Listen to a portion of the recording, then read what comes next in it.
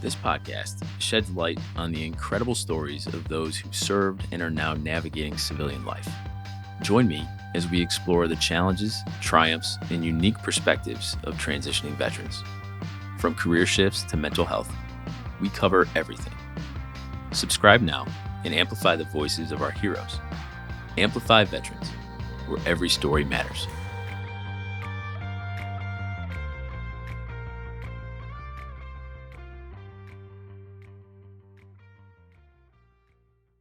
On today's episode of Amplify Veterans, here with Caleb Schutter. Caleb was a Marine Corps. He is a Marine Corps veteran. He spent 10 years in the Marine Corps as in amphibious reconnaissance. You're going to have to correct me if I messed any of that up. That's a big word. Finished off after 10 years as a sergeant in the Marine Corps. And Caleb, any other items that you'd like to highlight in your background before we get started? No, it wasn't too spectacular, so it was okay. It was a good time in the Marine Corps. Yeah, it was a good time. That's what I like to hear. What made you decide to join the Marine Corps in the first place? So I got out of high school. I was pretty much like the athletic type jock, kind of smart, not really, but just enough smart to make it into the Marine Corps, you know. Gotcha. But yeah, I started college, and really for me, I was doing a little bit of wrestling in college, but mostly a lot of like drinking and drugs. And one day I just woke up and I was like, hey, it's time to be done with this and to kind of turn over a new leaf. So then I just signed up for the Marine Corps, you know, probably not in the best state of mind like most of us do. And yeah, then from there we went to boot camp. I actually signed up as just like as 0311 is what it's called, but it's infantry Marine. And then from there I had two buddies of mine pretty much pressure me to try out for Recon, which I didn't know what I was trying out for. And then I found out the first day that we have to swim. So anyone that's not familiar with like amphibious reconnaissance, I usually refer them to there's a Discovery Channel called Surviving the Cut. And there they have like Rangers, they have Recon, I think they have like EOD, they have a couple other stuff too for the schoolhouses. And in that one that was taken in 2011, it was actually the class right before my class. And they go through everything for Recon. So we joined with like 196 of us out of my SOI class, and we ended with 3 of us. So my God. That's pretty much the attrition rate there. And then obviously in order to get a class of like 20 some to graduate, you need like several SOI classes to come through. Okay. So that's pretty much what it is you just constantly watch these guys come in and watch them all quit after about a week. I would say most of them quit just because of like they didn't know how to swim. Yeah. Now I'm from like Michigan, which is Midwest, and around here we swim a lot because we're surrounded by lakes. So yeah, you can't get to the grocery store without jumping in a lake in Michigan. Yeah, we have to carve out the ice just to get there. Middle of nowhere Midwest kid is pretty much what I am. Yeah, there you go. All you Michiganders. Yeah, it's awesome. So special forces, right? Yeah, so it's not classified as special forces just because the funding isn't SOCOM. So like Bud's funding is SOCOM. I believe Rangers might be. I don't know. Maybe Green Berets are and Rangers aren't. But Recon is like, I guess it's we're funded by the Marine Corps, but we aren't necessarily, for the most part of the big Marine Corps, if that makes sense. I don't know. Somebody a lot smarter than me would have to talk about it, but it's like, yeah, you go through all these special courses, you go through like 2 to 3 years of schoolhouses, and then you sometimes do some cool stuff. But your funding is not SOCOM. And you're like, okay, whatever. So that's kind of where we fall. Yeah. That's kind of the way the Marine Corps is, though. The funding always seems to be on the low end for the Marine Corps. You guys just know how to deal with minimal, like MacGyver type stuff. Oh yeah, yeah. The 11. So I was going through the schoolhouse for about 11 months after infantry school, and yeah, it was.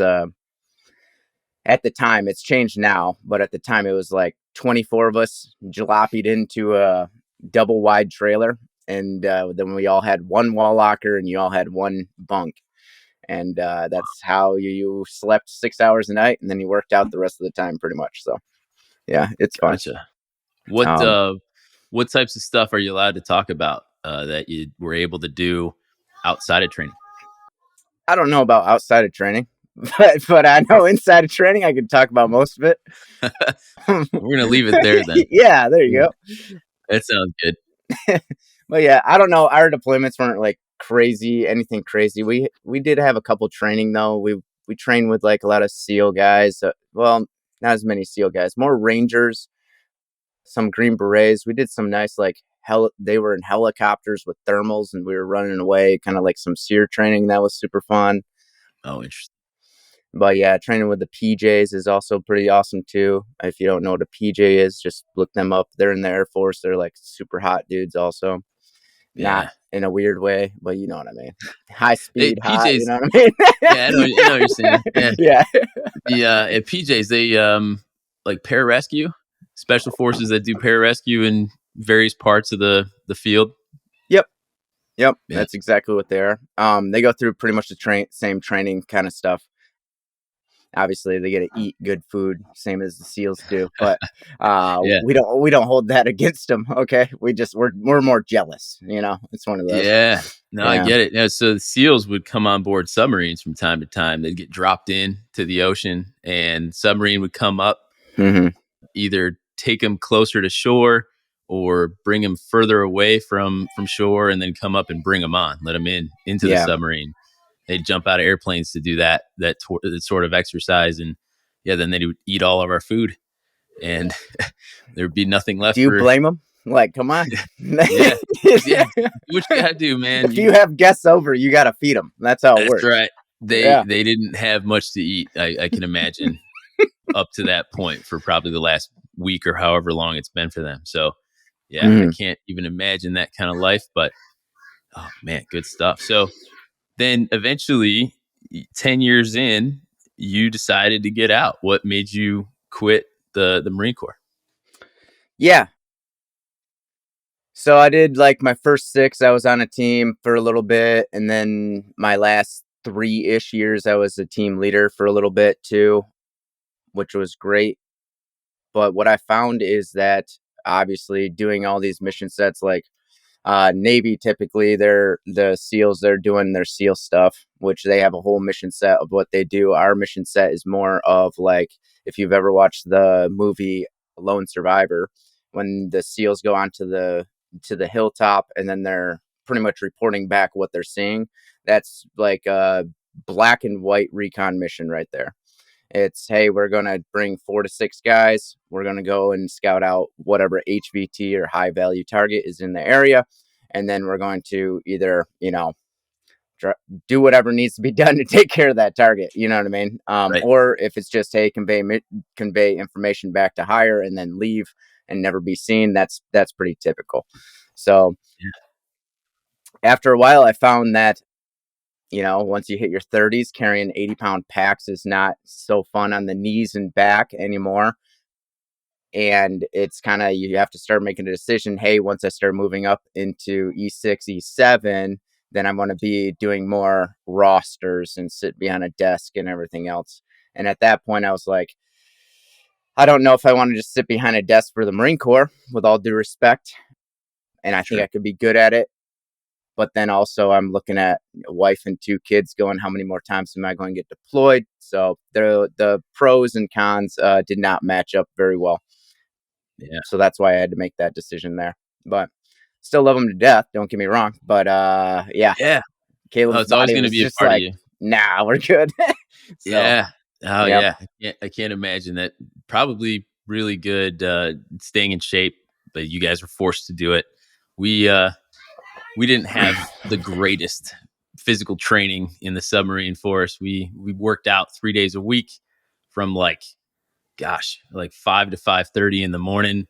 Did a Mm. fun run, and then it was time to shower, shave, and get on the sub, get to work. Right. So, and then when you're deployed on a submarine, you're on a submarine. There's not much Mm. you can do. There's a few machines. There's a few things you can do to stay in shape. There's like those adjustable dumbbells. You got a couple of cardio machines, maybe one treadmill, one like elliptical. You get one of those Versa climbers. That's about it. It's just fit wherever you can fit it on a tight submarine. Yeah. So it makes sense to me. It was time to move on. So you did that. What was that initial transition period like for you? What did you end up getting into immediately after? Gotcha. Yeah. So got back, decided to go into business. I didn't really know what side of business. I met my wife. A lot of life stuff happened. So I met my wife, had a couple kids my last couple years in. And then we went into sales right away and at the same time going to school. So I was like selling cars pretty much about 50, 60 hours a week, not too much because it's mostly sitting behind a desk, you know. Yeah. Okay. And then going to school at night to a local college, business college that's very good with VA stuff here, Davenport University, which was good. Okay. Good. And then after I kind of got the gist of like, okay, this is what I need to know about business, at least like what's right and what's wrong. That's great. And that school was really good about giving me adjunct professors instead of just like your regular professor that's never done business before. Yeah. It was a lot of like, oh, this guy's teaching project management because he's a project manager at, ABC company down the road. You know what I Yeah. mean? So it was a lot better that way, in my opinion. And then from there, I kept selling cars, and then I ended up meeting a couple people and getting into business to business sales. I was there for a couple years, and then I finally kind of decided, hey, I'm already doing all the customer service. I'm finding the customer. I'm doing the finance on the backside. I'm doing the customer service on the backside. I'm doing everything except the initial investment, and I'm bringing in blank, which is Yeah. a smaller blank than I could be bringing in. Right. So, which don't get me wrong, I was making okay money. Everyone was happy. I just wasn't happy with I wasn't happy knowing that I would probably just have to keep selling and making the same amount because I felt like I was stuck. You know what I mean? Yeah. Felt like I was stuck at this like low six figures and there was no going up no matter how many hours I put in or how good I got at it. So then I was just started looking at how do I just open up my own business. And at first I was like a lot of people, okay, I don't even know like the basics. What an LLC is, open up a checking account with, the right number for the business number, all that kind of stuff. Right. And that's the one time that I would suggest a franchise is because they usually on a startup will walk you through how to do everything properly. Got it. Not every time do they just hand it to you in a box and say, hey, here you go. But they will at least have a checklist of you to go down and then you can get it done however fast or slow you want to do it, which speed is kind of king in business. So I wouldn't suggest to do anything slow, but yeah. Sure. Yep. Sounds like a really good progression coming from car sales. I'm going to start there. So you Okay. worked for a dealer for a little bit. What kind of cars did you sell? Yeah. Sold Hyundais. Yeah. They're like the Hyundai and Kias, right?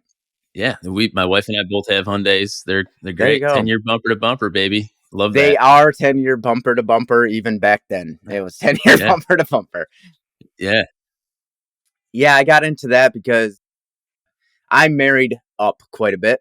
Let's just put it that way. And the Cool. father-in-law was like, hey, you have to sell. Like, you have to be able to sell. So then it was literally, I walked, there's a street, and I think everyone in a small city at least has this street where it's like 5-car dealerships. Like, everyone knows that street. You know what I mean? So I just walked down that street and I just talked to every manager on the way down. And then the one manager was like, yeah, I'll take a chance on you. So that was good.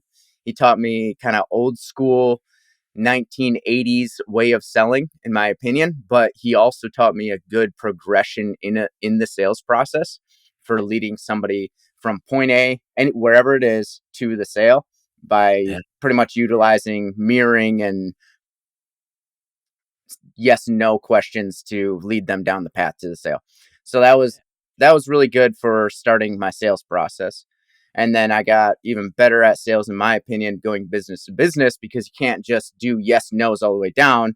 You aren't necessarily talking to the end business guy. You know what I mean? You aren't talking to the CEO, for instance, every time you talk to him. So then the sales process has to change a little bit when it comes to commercial and business to business. And then you create a small, once again, it's just goes back to the Marine Corps or the military, and that's, hey, you just create standard operating procedures for each process that you implement.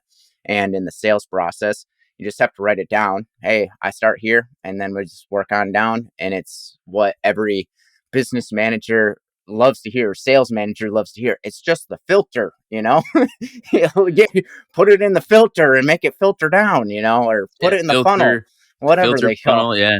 Yeah, Yeah. whatever. No, it's exactly right. I started in car sales. I had some time in car sales as well. And it's a grind, man. It's total grind, but gets you in front of people, gets you talking about something technical, helps you figure out what somebody wants, what they're trying to acquire, and what's most important to them, right? But you're right. Some more surface level, simpler questioning. You get more advanced with that process as you get into B2B. So, what types of applications or products or services were you selling in B2B sales? B2B, I was mostly doing industrial sales, so it was like mostly manufacturing plants. It had a lot of to do with like air and water systems that used electricity. So then I would have to go in, and this is kind of getting nerdy and technical, sorry. Love it. No, we're But there. it's pretty much putting loggers onto different machines and then finding them different variable speed drives to pretty much mitigate their electricity usage. So I sold a lot with like ROI and that kind of stuff. And it was actually a sales engineer role, which is funny because I'm not an engineer, but yeah, that's pretty much what it was.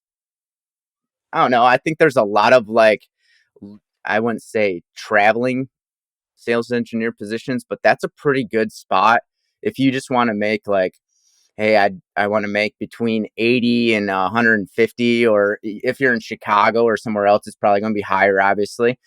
Sure.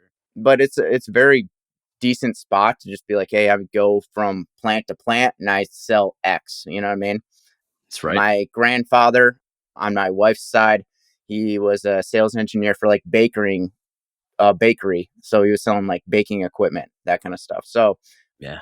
my father-in-law, he does like electrical components. So he'll go in and he'll sell all the like whatever plugs or wire that a company needs. And he'll be like that guy. So Right. there is a very good profession in that area.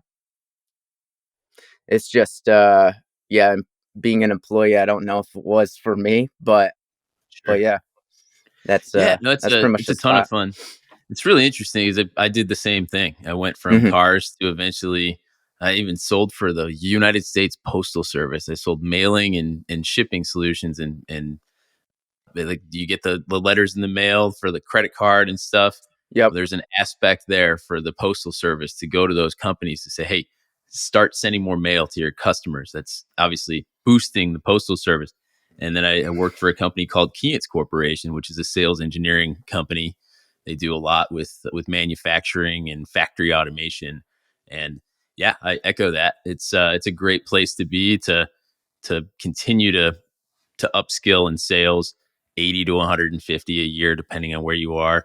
Could be a little bit more depending on the solution that you're providing and how technical or how much implementation you're going to be doing.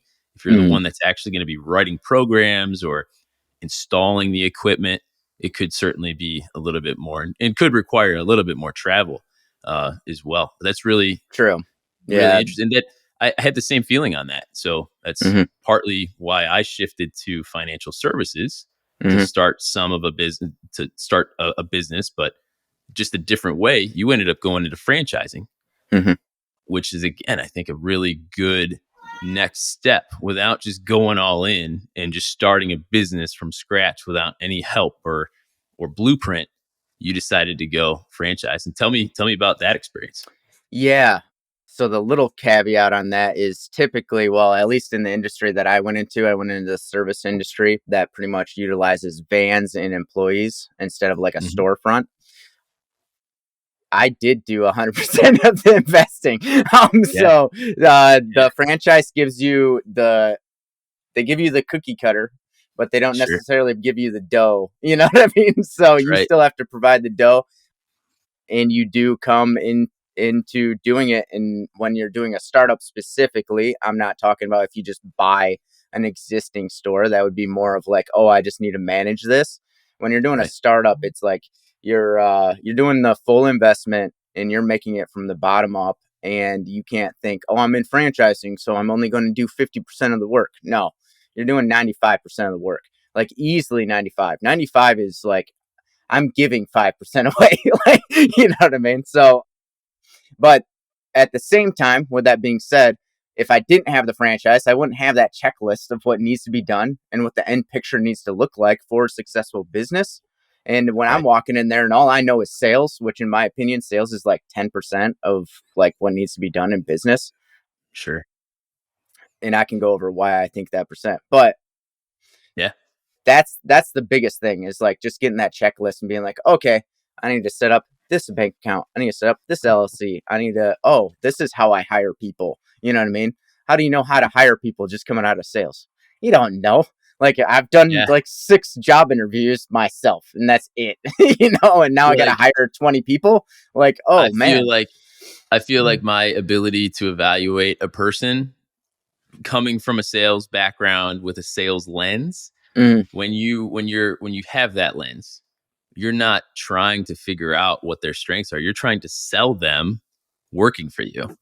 yeah. And so I think it's like a mindset shift that you have to make. Like, no, you don't want to sell them on working for you. You want to figure out why they should be working for you. I think anytime a salesperson interviews me for something, I know I'm going to get an offer Oh yeah. because Oh yeah.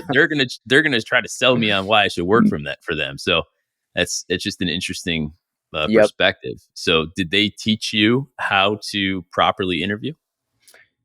Yeah, so they gave me products and stuff, and then also the nice thing about the franchise that I'm in is that they do have like an assigned coach.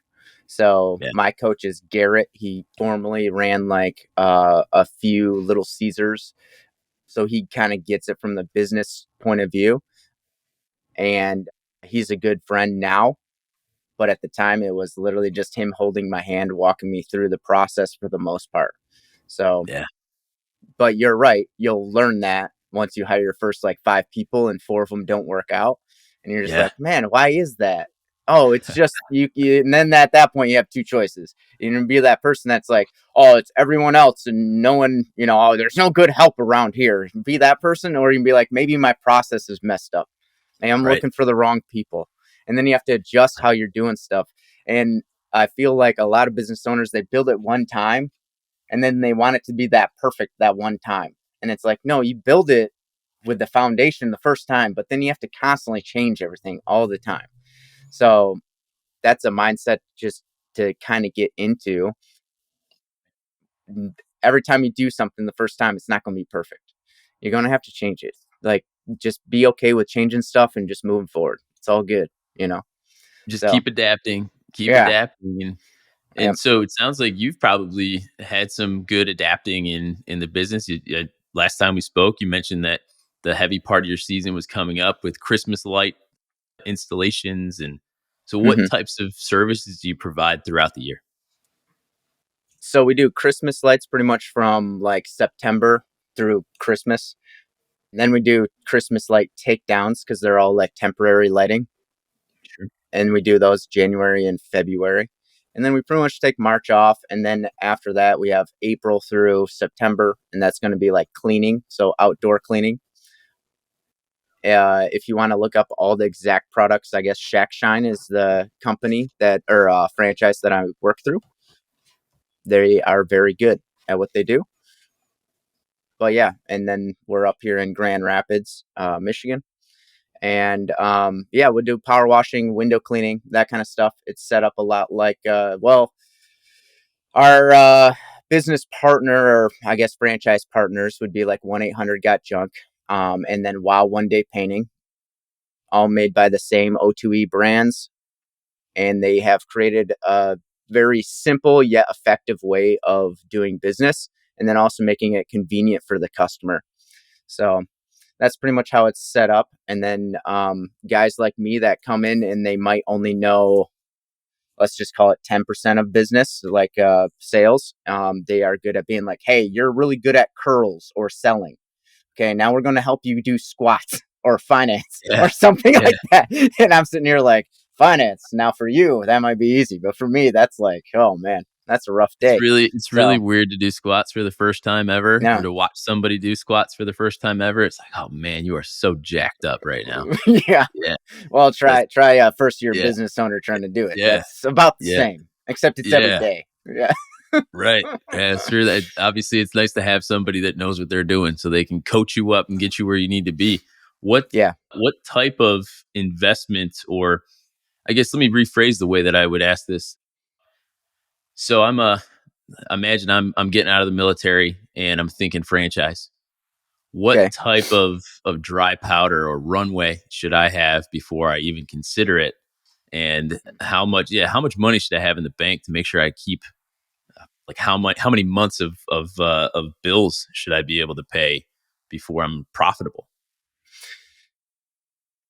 Well, that's completely dependent on the person and the franchise. So some franchises are like what I was saying. Hey, it's a McDonald's, for instance, and you can pull it out of the box. It's immediately going to be profitable for the most part, or a Little Caesars or something like that. Other franchises that aren't maybe as well known or in your area or whatever else isn't going to be profitable the first year, So I got lucky. We're doing quite well this year, and we have been able to pay me a little bit, not a ton, just enough to keep the house and keep stuff like we aren't going to, Bali or whatever, you know what I mean? Nothing crazy like that. Not for a few years. Not for a couple of years, I would guess. But yeah, I don't know. I guess if I were that person, it would be looking at whatever franchise you're getting into and then do an actual breakdown of what you're actually going to need. So, hey, you're going to need 2 trucks. You're going to need them wrapped. You're going to need this amount of equipment. You're going to need, do you need a storage place? Whatever you need. I'll just write it down and then be like, okay, I need to give myself about 18 months.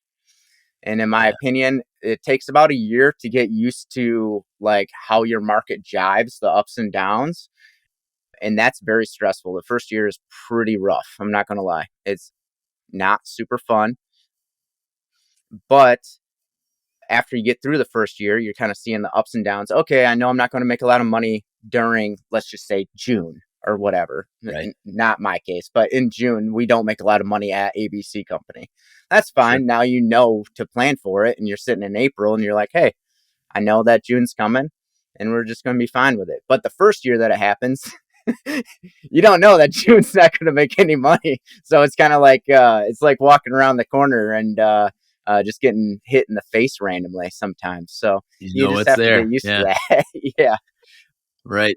So getting used to the roller coaster the first year is fine. That's pretty much what's going to happen. And then in my opinion, the second year is making everything more efficient. Hey, last year we did this. That was bad. You know what I mean? Maybe we should change standard operating procedure to do whatever. There's something else. Also expenses, like, hey, I'm using a big van. Maybe I can use a smaller van that's cheaper. Oh, maybe I use this for marketing, and maybe direct mailers is a better idea. So it's also going through all those ideas, which doesn't mean necessarily that you're standing in the front lines doing all the work. And as a Marine who is an E5, sometimes you feel guilty for having the Lance Corporals out in the cold doing the work, but you have to be okay with that. Because at the end of the day, you're painting the picture. You're no longer the E5. You're more like the lieutenant. Like you're like the butter bar lieutenant that gets lost in the woods. Okay, we all know him. Okay. and he's trying his best. And then by the time he gets to captain and he's been in for 3 years, he's finally like a respectable human being. Right. So, so that's pretty much what being a business owner is that first, you got to get over that butter bar year. And then now you're finally into, I don't know, what is that? The first lieutenant is after that. Listen, I don't even know officer ranks around here, but you're just moving up in rank. And then finally, okay, now I'm a captain. I know kind of what's going on. I got my boots on straight, and I'm able to get the job done at least. And then you just work on yourself getting better.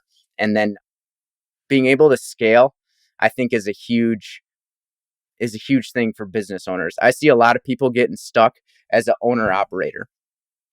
Oh, When you get yeah. stuck as an owner operator, you're doing all the work during the day, you're doing admin at night, you're working 18 hours a day, easy, 6 days a week. And you're And very, on the yeah, business. and you're probably physically, mentally fried, and you need to be able to make that initial investment, but on not only equipment side, but also on the people side.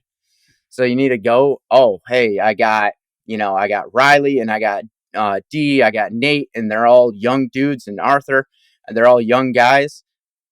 But I think if I can coach them up properly over the next year, then I won't even have to worry about operations as much. So once you take operations out, and I like to split up a business as S1, S2, S3. Okay. I think all of us in the military knows what that is. You got your admin, then you got your S3, you got your operations, and then you just have these different legs and just see them as different legs. And that's what they are. So, oh, is my operations taken care of today? All right, good. Can I move into S1 and get this admin stuff done over here? Okay, I did that. Sweet. Now I'm going to think of new ways to do whatever. Okay, well, let's put that under Intel. You know what I mean? So you can pretty much go down everything, break it down Marine Corps style into a Marine Corps structure, but at the same time treat your frontline troops well and respect them. You know, that's the only that's the only Right. difference. So Yeah. but yeah, Yeah. I'll just leave that out there for some people. All right. It's a kinder, gentler world outside of the military, especially I outside of the Marine Corps. So Yeah. yeah, Yeah. that's makes a ton of sense, man. So wow, yeah, I think that's a great way to look at it. Just take things one step at a time, but always improve, always work on optimizing the efficiency of your business. And it sounds like too, it sounds like you prepared well prior to just jumping into this so that you could have enough to keep the lights on and not put yourself in a bad situation. Yeah. I think I just figured it out. I don't know if my planning was as good, and I think that's why I emphasize it is because I wasn't necessarily great at it. I kind of knew like a rough number and just Yeah, went with like, okay, I think it's like 120, and then that's what I aimed for. kind of like Yeah, I think that that's what I did. Like some yeah, Kentucky windage is yeah. what I did on that. So I think we're good. I think we're ready. Yeah. yeah, yeah, I think we're okay. The wife's looking at me like, "Are you sure?" It's a Well, you 50-50, you know? Either you are or you you just gotta aren't. make it work. You gotta just like the Marine mentality, you just gotta make it work, man. I Yeah. mean, from all the Marines I know, they're just like, man, this worst case scenario happens, I'm still here, but I'm not gonna let that happen. So Yeah. that's wow, that's big. So I'd say the future. What's the future look like? What are you trying to get to from where you are today to how far are you looking? Are you looking 5 years out? Are you looking further than that? What do you think? Yeah, I try to typically when I'm looking at my wife likes to call me a dreamer, but Yeah, when I'm same. looking at something farther out, it's usually a 5-year plan. Yeah, This year it's been like a 4-year plan because it's been mostly focused on the company that I am in right now. yeah, So yeah, I'm looking at, hey, at the end of 5 years, I would like to have a 1.2 $1 million company, and that equals 6 to 7 trucks and blank amount of employees. The major holdback is just going to be how long can you hold on to people, and can you surround yourself with good people that aren't holding you back? Because honestly, I think in Recon we have a saying: a person is either an asset or a liability. and you want to be an asset every day. And if you aren't an asset, you're a liability. It's very black and white. It's like very like either you're making it or you're not, you know? And with employees, it's very easy to figure that out. And I think the hiring process needs to be, even if it's for a simple frontline job, I think it still needs to be like 3 talk tos to kind of get a feel for the employee. Then I usually give them about 2 weeks because that's usually when an employee is going to be at their best. And then I have to analyze, okay, is their effort, and I wouldn't hire anyone that doesn't have good character, but is their effort and character good? If that is true, then okay, how fast are they catching on to stuff? And then I usually give them like 3 or 4 weeks, see if they're actually catching on. And it's kind of like you need to do a fire quick mentality. Because if you have I don't want to call a person cancer, but if you have a cancer cell, you need to cut it out as quick as possible before it spreads to your good cells. So when it comes to firing, it's just, I keep it as business. It is business. Like my hopes and prayers aren't going to put money on the wall. So you gotta let them go as quick as possible. It's going to be the weirdest thing you've ever done in your life the first couple times. And then you also need to promote quickly too. When somebody does something really good, you need to identify it, point them out in front of everybody and be like, hey, this guy's doing what I want him to do. I want you all to be, because what you're pretty much saying is, I want you all to be like him. And if you can move one dog in the herd towards the right way, then they all will follow. And the same thing goes the opposite way. If you keep putting cancer, oh yeah, I'll just put him in. He's just a Band-Aid. He's a Band-Aid for now. It's okay. He's a Band-Aid. You have a bunch of Band-Aids. They're going to lead the pack in the wrong way. And the next thing you know, you're going to have a company that just constantly has turnover every 4 months.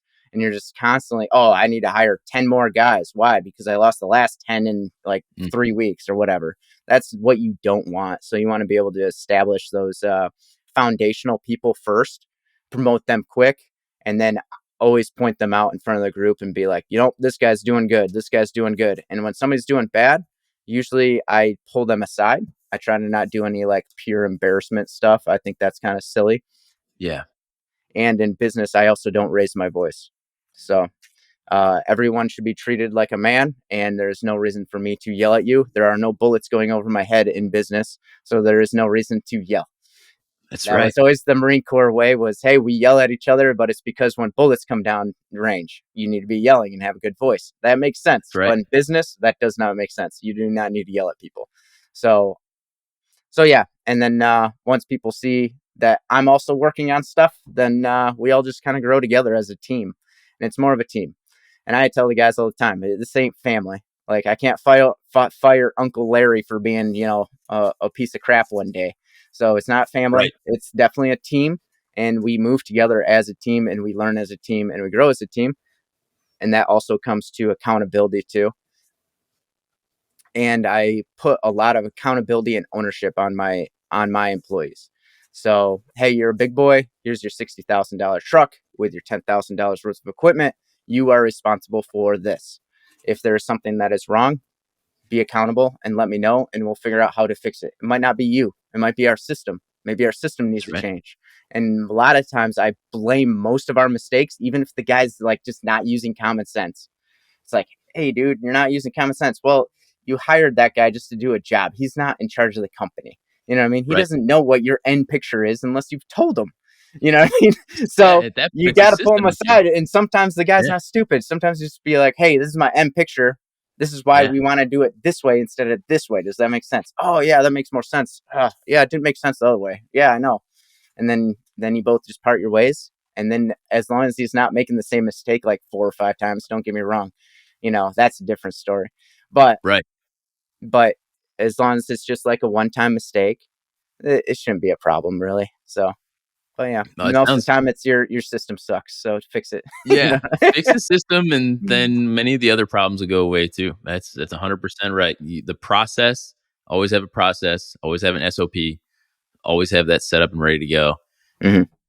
Yeah, my goodness, it sounds like you've got a really awesome vision for growing the team and how you want to continue to build it up. And it just sounds like you've got leadership down, and I'm sure the Marine Corps had a lot of that, helped you do a lot, helped you create that leadership mentality. So yeah, that's awesome, man. So last question, you go back in time to a point in your life where you needed a little bit of advice. What point in time would that be, and what would the advice be? I'd go back to 2009 and bet on the Packers winning the Super Bowl in 2010. Okay. No, I'm just kidding. What was That it? would change things, right? The Yeah, there you trajectory go. would be very different for you right now. Then, you just bet on a couple lottery tickets. No, I'm joking. I would say if I had the same knowledge that I have right now, which is impossible once again, I would probably just skip financing if I already knew how to run a bit, or skip financing, skip franchising. If I knew how to run a business, I probably would skip franchising, because I think franchising is a very good tool for a one-on-one, like 101 business is pretty much what it is. It's, hey, here's your hardcore experience into business. You will own a business, but you might not reap 100% of the reward, which is also okay. And some people are okay with that. For me, after knowing how to run a business now, I would probably go into something a little bit more lucrative with a little bit more margin in it. But these are all things that I didn't know before. Sure. So, in my opinion, I think that starting franchising right off the rip for myself, and with what limited knowledge that I had, was probably the correct move, because now I know how to run a business. And if everything goes to shambles right now, I can start up another company right away and be like, yep, it'll take me 5 days. I'll have a company up and going, and we'll just utilize the same team. And at the end of the day, that's really all it is what's your team look like? And then what product are you pushing? So Yeah. that's really all it is. It's super simple, but not at the same time. So But that's gotta be a boost to confidence. That's gotta be something that feels good. Just under everything that you're working on, just knowing that everything will be okay because you've got the ability to pivot into something else if you need to. You got a team that you can count on, and you've got the know-how to get it yeah. done. Yeah, I Yeah. mean, other than, the mental breakdowns once in a while, and Yeah. the financial stress, there is that.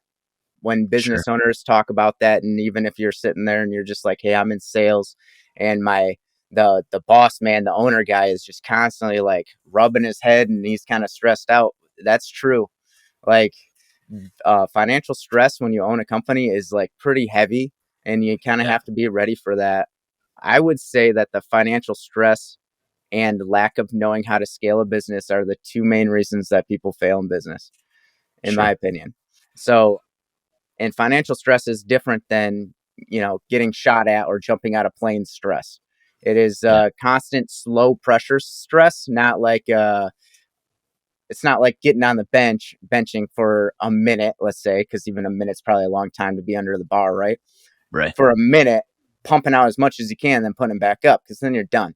But it's more like, no, this is a 24/7, like, dull stressor Yeah. that you need to be able to cope with, whether that's, therapy or working out or just always being in the right schedule. In my opinion, waking up at 5:30, starting your schedule.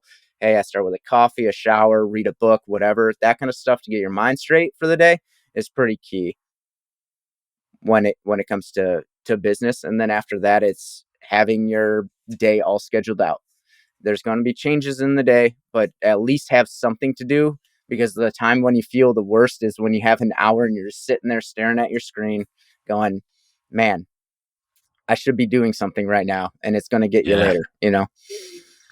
That's a So, really good perspective. I love how you talk about the financial stress being like a slow burn pain. It's not like an immediate thing that's like you got to go to the hospital. yeah, It's like, man, I got to do something. I got to make sure I keep my head on straight. Make sure I get that that therapy. Go to the gym every day. Do what I got to do to be able to handle and carry that stress, because it doesn't go away quickly. It doesn't come about quickly either. So, yeah, well, I really appreciate you taking the time today, Caleb. It's been a really interesting conversation, and I'm looking forward to sharing this with the universe here. So, oh dear, yeah, man, it's going to be shared with the universe very soon. So, very well. we're going to stay on here for a few minutes to wrap up, but hope everybody gets something out of this. And yeah, reach out to Caleb if you have questions about franchising, starting a business, sales. He's done a little bit of everything, and I know he's going to be there to answer questions and help you out. So thanks a lot, man. As we conclude this episode of Amplify Veterans, I want to emphasize the importance of supporting our veterans in times of need. If you or someone you know is struggling, remember, help is always available. The Veterans Crisis Line provides confidential support 24/7. Reach out to them by dialing 988 and then select option 1. You can also go to veteranscrisisline.net for more information.